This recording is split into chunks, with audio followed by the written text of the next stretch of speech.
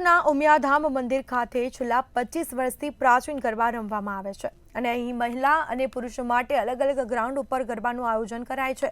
પરંપરાગત સાડીઓમાં સજ્જ થઈ મહિલાઓ માથા પર માતાજીના તાંબાનો ગરબો ધારણ કરી અને ગરબા રમે છે।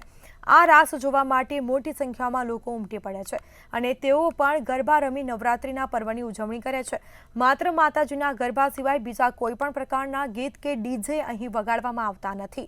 ઉમિયાધામ મંદિરમાં આઠમના દિવસે 25,000 દીવડાથી મહાઆરતી પણ કરવામાં આવે છે અને માઈ ભક્તો મોટી સંખ્યામાં અહીંયા આરતીનો લાભ લેવા આવે છે।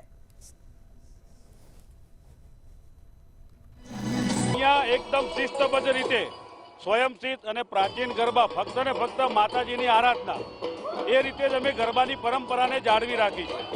દોઢિયા કે બીજા ત્રીજામાં જાકમ જોડમાં નહીં, પણ એકદમ સંસ્કારનું અને આ પવિત્ર આંગણું છે। એ આંગણાને શોભાવા દીપાવાની સાથે ગુજરાતની ભાતીગળ સંસ્કૃતિને ઉજાગર કરવા માટે આ બહેનો માથે મૂકીને જે ગરબા રમી રહી છે તે ગરબો મૂળ એક માનવદેહની પ્રતિકૃતિ છે। અહીંયા વર્ષોથી પરંપરાથી ઘણા ટાઈમથી અહીંયા માતાજીના ગરબા લેવામાં આવે છે।